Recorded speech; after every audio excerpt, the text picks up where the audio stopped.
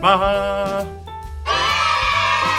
안녕하세요. 천년성차관 어린이 친구들, 이렇게 또 만나서 반갑습니다. 벌써 우리 6번째 시간 맞이하고 있습니다. 지금 제가 촬영을 하는 오늘은 10월 13일 화요일입니다.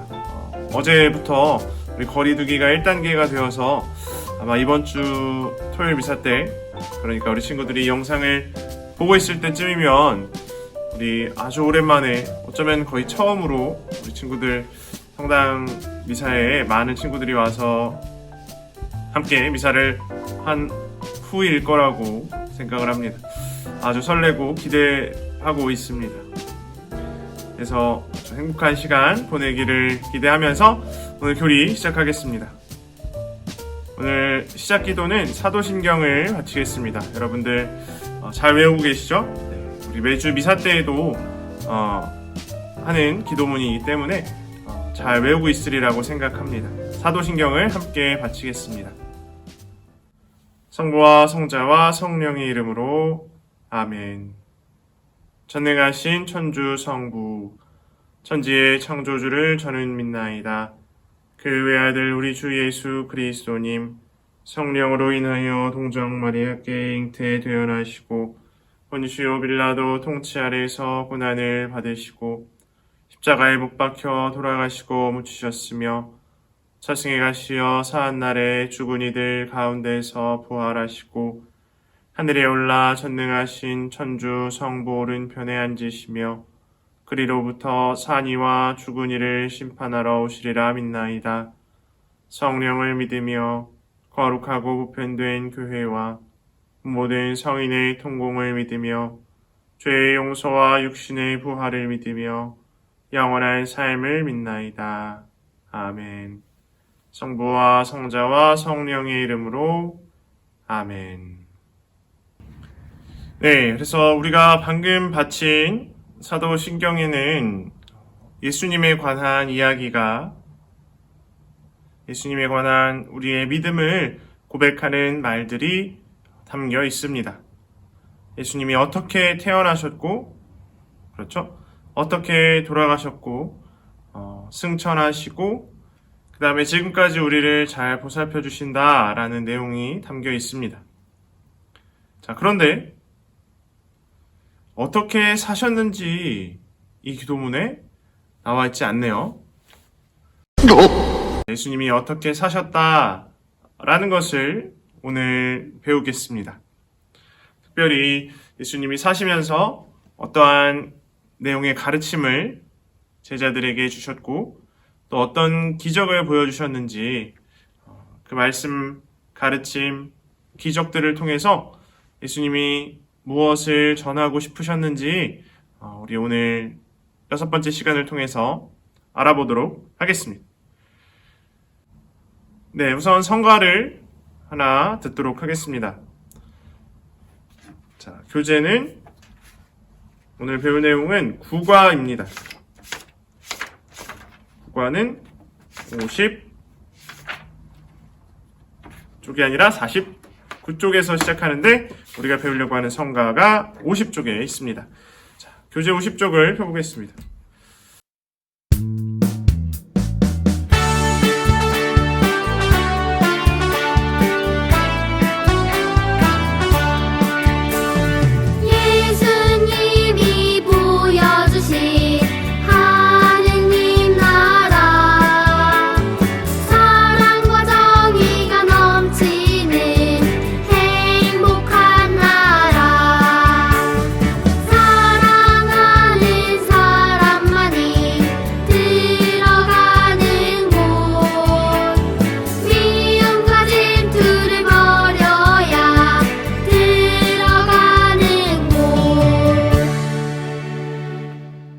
하느님 나라라는 제목의 성가였습니다. 가사를 보면 예수님이 보여주신 하느님 나라, 사랑과 정의가 넘치는 행복한 나라. 2절에서 사랑하는 사람만이 들어가는 곳, 미움과 질투를 버려야 들어가는 곳, 이렇게 되어 있습니다. 가사를 잘 되새기면서 다시 한번 들으면서 또 따라 부를 친구는 한번 따라 불러보겠습니다.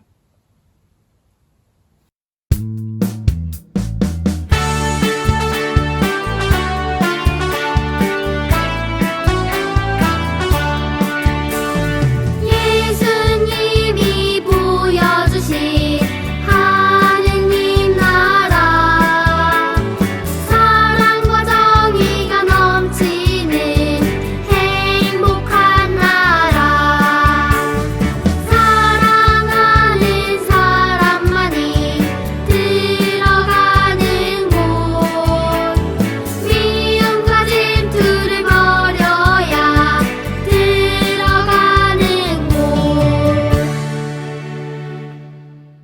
네, 이 성가의 가사에서 나오는 것처럼 오늘 배울 국가의 내용은 예수님이 하느님 나라를 당신의 가르침과 기적들을 통해서 우리에게 보여주셨다라는 내용입니다. 지난주에 우리가 배운 것은 예수님은 곧 하느님이시다라는 내용이었습니다. 하느님이 죄를 지은 구약의 백성들 뿐만 아니라 우리들 모두를 위해서 당신이 스스로 직접 이 세상에 오셨는데 그분이 예수님이시다라는 것이었습니다. 예수님은 하느님이신데 동시에 우리와 똑같은 사람이셨습니다. 우리 친구들처럼 배가 고프면 밥을 먹고 밤이 되면 잠을 주무시고, 우리 여러분들의 어머니 아버지처럼 예수님께도 하는 일이 직업이 있으셨습니다. 자, 예수님의 직업이 무엇이었을까요? 예수님은 선생님이셨어요. 그렇다면 예수님은 어떤 과목을 가르치는 선생님이셨을까요? 자, 우리 친구들 중에도 아마 나중에 커서 학교 선생님이 되고 싶은 친구들도 있을 텐데, 특별히 나는 이런 선생님이 되고 싶어요 하는 친구들도 있을 겁니다. 아마도 여러분들이 가장 좋아하는 것, 가장 잘하는 것을 가르치는 선생님이 되고 싶다고 말하겠죠. 예수님은 무엇을 가장 잘 알고 무엇을 가장 좋아하셨을까요?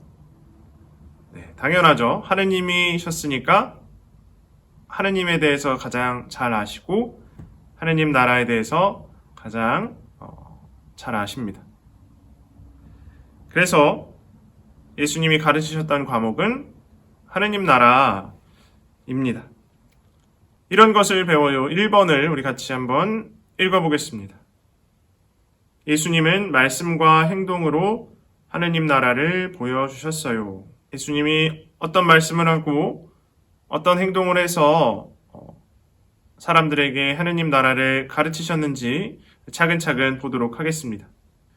예수님이 선생님이셨다면, 그렇죠? 자기 제자들도 있었을 것입니다. 우리 친구들은 예를 들면 3학년 6반이에요. 3학년 6반 친구들이 3학년 6반 선생님의 제자들입니다. 예수님은 무슨 반에 어떤 제자들을 데리고 있었을까? 자, 예수님이 사시던 당시의 선생님들은 학교에서 그렇게 일했던 것이 아니라 이 동네 저 동네를 돌아다니면서 그 동네의 사람들을 모아서 가르쳐주고, 또 다른 동네로 옮겨가서 또 사람들을 가르치고, 이렇게 돌아다니면서 선생님 역할을 했습니다. 그러니까 그 당시의 선생님들은 그때그때 제자가 바뀌는 것이었겠죠? 그런데 특별히 예수님을 계속해서 따라다니는 제자들이 있었습니다. 동네를 옮길 때마다 예수님을 따라다니고, 또 예수님이 주무시는 곳에서 같이 생활하고 밥도 같이 먹고 하는 사람들이 있었는데, 그 사람들을 우리가 사도라고 부릅니다. 12명이 있었습니다. 자, 우리 교재를 조금 넘겨서 53쪽을 한번 보겠습니다. 53쪽에 예수님의 12사도라고 나와 있죠? 예수님을 따라다녔던 제자들입니다. 교재를 통해서 보아도 되고, 우리 지금 자막을 이렇게 자막으로 알려드리는 12분의 예수님 제자들, 아마 우리 친구들 중에서 이 12분의 예수님 제자들의 이름을 여러분 세례명으로 가지고 있는 친구들도 아마 많이 있을 것입니다. 자, 그러면 예수님이 어떤 과목을 가르치셨고 또 제자는 누구였고 어디에서 가르치셨는지도 우리가 배웠습니다. 그렇다면 가장 중요한 것은 어떻게, 그렇죠, 어떠한 방법으로, 그리고 그 구체적인 내용이 무엇이었는지 좀 더 자세히 알아보겠습니다. 자, 교재를 통해서 한번 볼 텐데, 교재와 성경을 함께 사용하겠습니다. 49쪽에 그림이 4개가 나옵니다. 예수님의 사진첩을 보아요. 예수님이 어떤 말씀과 기적들을 일으키셨는지 성경 구절과 그에 맞는 그림들을 교재에 실어 놓았습니다. 먼저 1번 그림을 보겠습니다. 세례를 받으심 하고 마르코복음 1장 9절에서 11절의 내용이라고 되어 있습니다. 성경을 한번 펴보겠습니다. 예수님께서 갈릴레아 나자렛에서 오시어 요르단에서 요한에게 세례를 받으셨다. 그러니까 그림에 나와 있는 왼쪽 사람은 세례자 요한, 오른쪽 사람이 예수님이겠죠. 또 하늘에서는 비둘기가 내려오고 있습니다. 비둘기는 하느님의 성령을 뜻합니다. 그러니까 예수님이 세례를 받으셨다라는 것은 선생님으로서 활동을 시작하시기 위해서 하느님께로부터 이제 하느님 저 이제 시작해요 라고 말씀을 드리고 또 하느님께로부터 그러한 힘과 능력을 그러한 선생님으로서 일할 수 있는 권한을 받으셨던 일이 이 세례입니다. 예수님께서 그렇게 세례를 받으시고 나서 2번 그림을 보면 제자를 부르심이라고 되어 있습니다. 호수에서 그물로 물고기를 잡고 있는 남자들을 흰옷을 입으신 예수님께서 부르고 계십니다. 마르코복음 1장 16절에서 20절에 나와 있다고 합니다. 어부 4사람을 제자로 부르시다. 이 4사람을 시작으로 해서 차근차근 하나씩 모아서 12사람이 된 것이었죠. 자, 이렇게 세례도 받으시고 제자들도 모으신 다음에 3번 그림으로 옮겨가 보면 중풍병자를 고치심이라고 되어 있습니다. 이거는 이야기를 좀 보아야 됩니다. 그림으로만은 이게 무슨 그림인지, 그렇죠? 어떤 사람을 줄로 매달아가지고 이렇게 매달고 있고 예수님이 그 사람을 이렇게 끌어안고 있고 좀 이상한 그림인데 복음에 어떻게 쓰여 있는지 한번 보겠습니다. 마르코복음 2장 1절에서 12절이라고 합니다. 예수님이 가르치시고 있었던 그 동네, 어떤 동네에서 카파르나움이라는 동네에서 어떤 회당에서 예수님이 가르치고 계셨는데 사람이 너무 많이 모여 있었던 거예요. 그래서 이 어떤 환자를, 그렇죠, 중풍병자, 중풍이라는 병에 걸린 사람을 예수님께 가까이 데려가려고 해도 데려갈 수가 없었습니다. 그래서 그 친구들이 예수님이 계신 곳 그 집 천장에 구멍을 내고 그 구멍으로부터 줄을 매달아서 이 환자를 예수님 바로 앞으로 이렇게 매달아서 내려줍니다. 그 장면이 교재에 나와 있는 그 그림입니다. 그래서 예수님이 이 중풍병자를 고쳐주시고 이 광경을 본 당시 거기에 모여있던 사람들은 이렇게 얘기합니다. 그러자 그는 일어나 곧바로 들 것을 가지고 모든 사람이 보는 앞에서 밖으로 걸어 나갔다. 이에 모든 사람이 크게 놀라 하느님을 찬양하며 말하였다. 이런 일은 일찍이 본 적이 없다. 예수님의 기적을 보면서 와, 저 사람은 마치 의사 같다, 혹은 와, 저 사람이 어디서 저런 힘을, 저 사람은 마술을 하는 사람인가? 아니면 사람인데 어떻게 저렇게 할 수가 있지? 라고 생각하는 것이 아니라 주변 사람들이 어떻게 했대요? 하느님을 찬양하였다. 그러면서 놀라워했다고 합니다. 우리 이런 것을 배워요. 1번에서 말한 내용을 다시 보면 예수님이 말씀과 행동으로 하느님 나라를 보여주셨다고 합니다.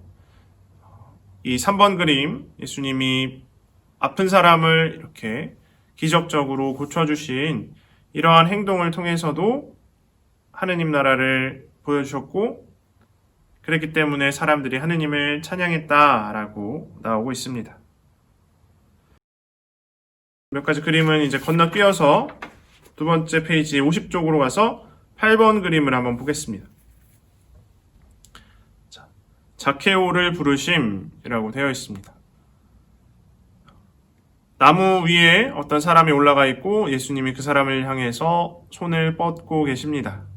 자, 그 나무 위에 있는 사람이 자케오겠죠? 이 사람의 이름이 자케오입니다. 루카복음 19장 1절에서 10절 내용을 같이 보겠습니다. 자케오는 뭐 하는 사람이었냐면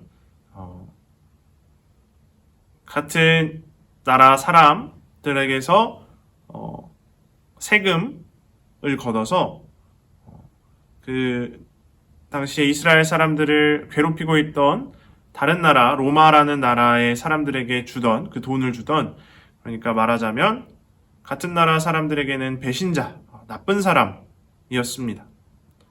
세리라고 하는데 그렇게 함으로써 자기가 돈을 많이 모은 부자였습니다. 그런데 이 자케오는 키가 아주 작았다고 합니다. 그래서 자기네 동네에 예수님이 오셨는데 사람들이 너무 많아서, 그렇죠? 사람들이 너무 많으니까 자기 키로는 볼 수가 없었던 거예요. 그러니까 우리 그림에 있는 것처럼 나무에 올라가서 예수님을 보려고 합니다.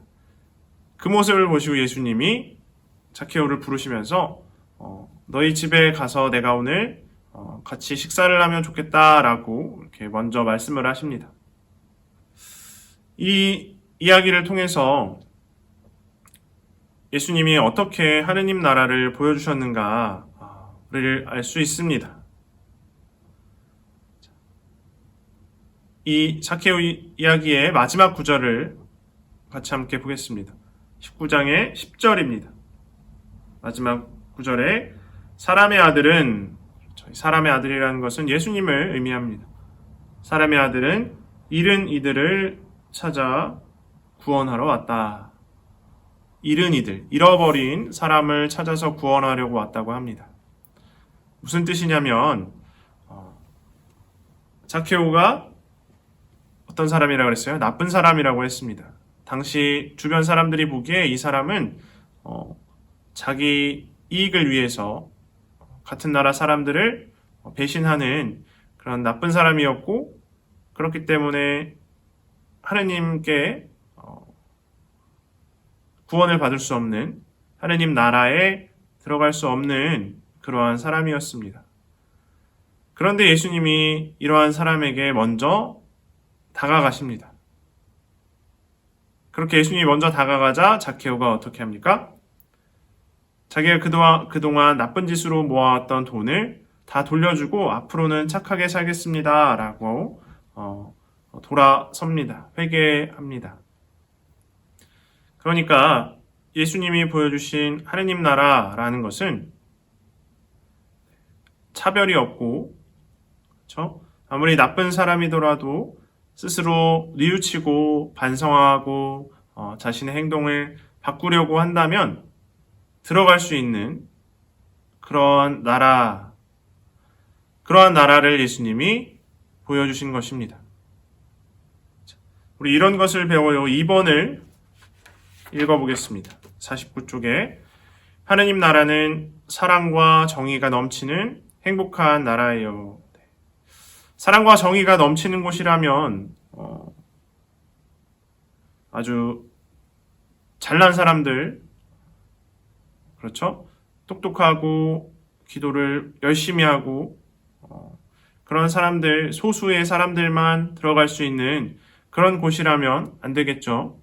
비록 조금 부족하더라도 자기 스스로를 변화하려고 노력하는 사람, 조금 잘못이 있더라도 예수님께 그것을 잘못했다고 말하고 다시금 하느님께로 돌아가려고 하는 사람들도 들어갈 수 있는 나라여야 그곳이 사랑과 정의가 넘치는 그런 행복한 나라일 것입니다.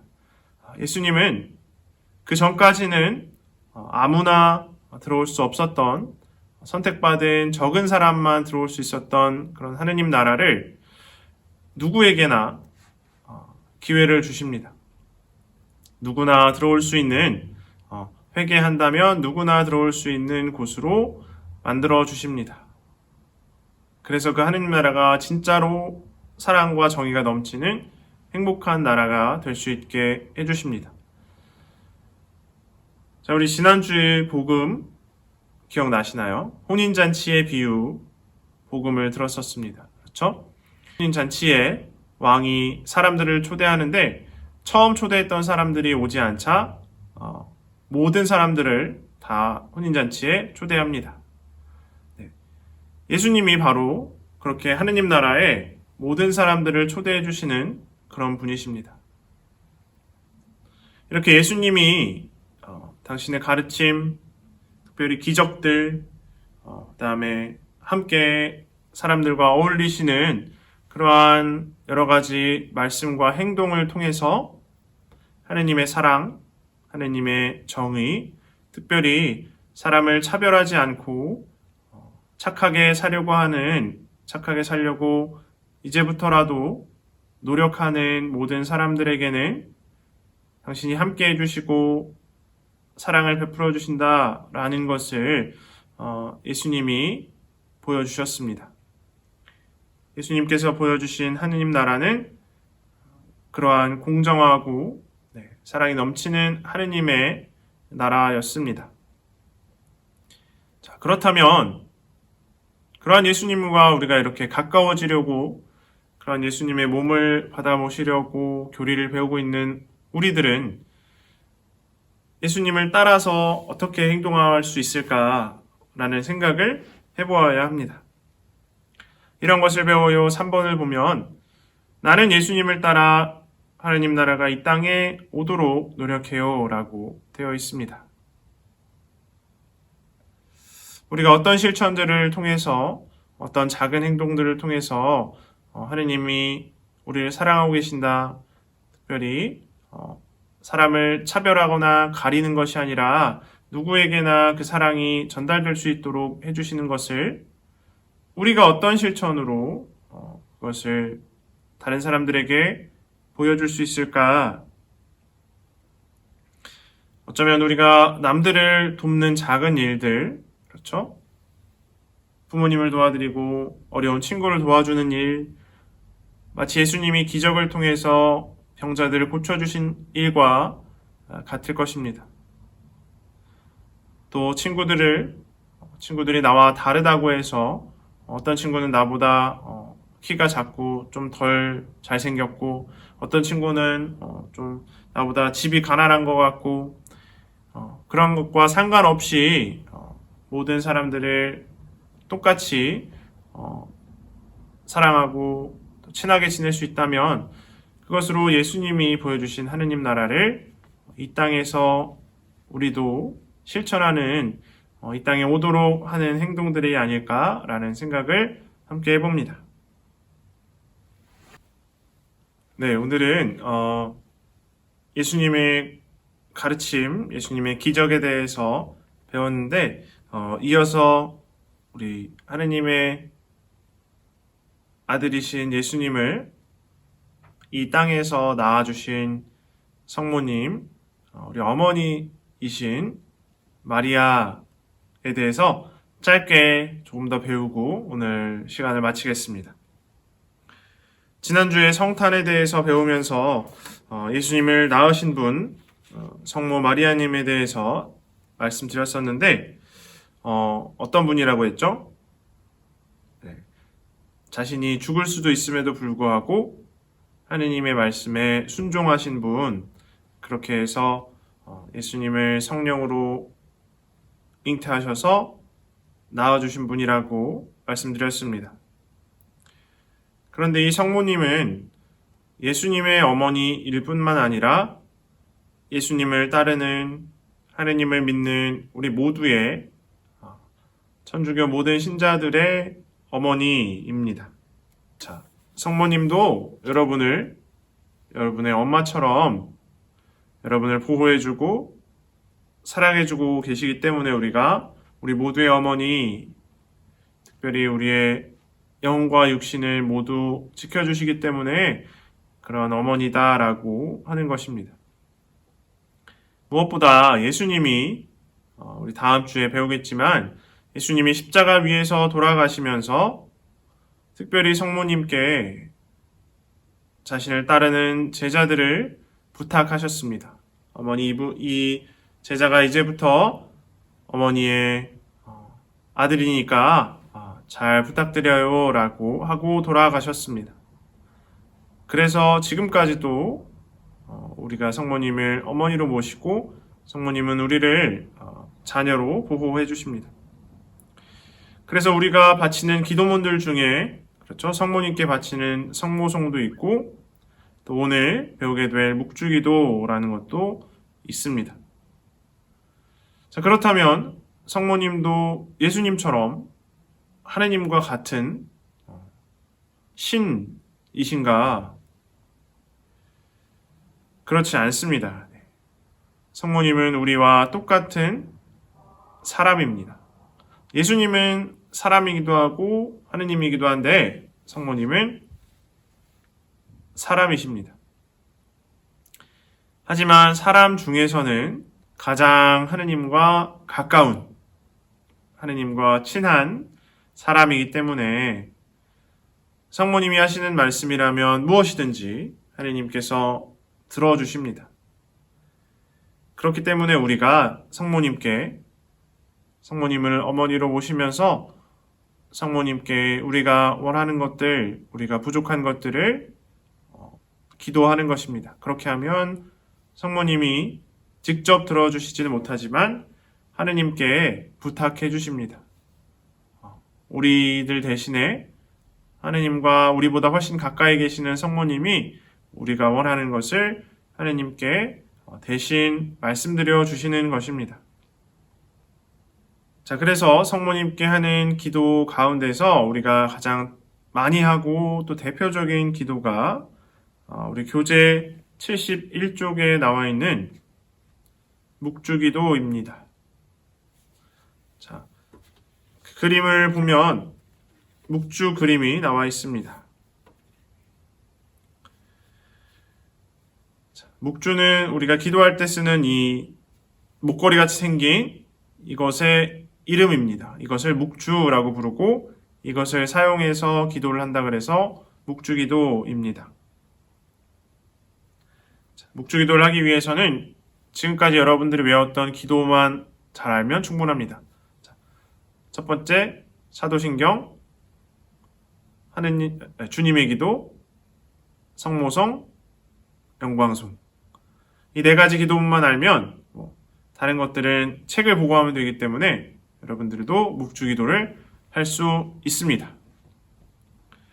묵주기도는 어떻게 되어 있냐면 총 네 가지의 신비, 그렇죠?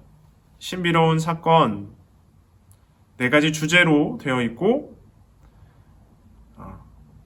그 네 가지 주제 안에 5개의 단, 1단, 2단, 3단, 4단, 5단 이렇게 되어 있습니다. 그러면 각 단은 어떻게 되어 있냐면 한 번의 주님의 기도와 10번의 성모송, 맨 마지막에 한 번의 영광송, 이렇게 총 12개의 기도문으로 되어 있습니다. 그렇게 1단부터 5단까지를 다 바치면 한 개의 신비를 바친 거고 그 한 개의 신비가 우리가 여기 보고 있는 그림, 이 묵주를 한 번 사용한 것이 됩니다. 묵주기도를 시작한다 그러면 묵주를 들고 십자가가 있는 곳에서 시작을 합니다. 성호경을 긋고 그 자리에서는 사도신경을 바칩니다. 그리고 손가락으로 이렇게 하나를 넘겨가면서 바치는데 첫 번째 알맹이가 있을 때에서 주님의 기도를 하나 바치고 그리고 3개의 알맹이가 쪼르륵 붙어 있죠. 거기서 성모송을 각각 한 번씩 바치면서 알맹이를 넘깁니다. 그 다음에 있는 작은 하나의 알맹이에서 이제 1단이 시작됩니다. 자, 내가 오늘 환희의 신비를 할 것인가, 빛의 신비를 할 것인가, 고통의 신비를 할 것인가, 영광의 신비를 할 것인가를 정해서 그 신비의 1단을 말합니다. 예를 들어서 환희의 신비 1단, 마리아께서 예수님을 잉태하심을 묵상합시다. 뒤에는 묵상합시다 라는 말을 붙여야 되는데, 그렇게 하고 나서 주님의 기도를 한번 바치고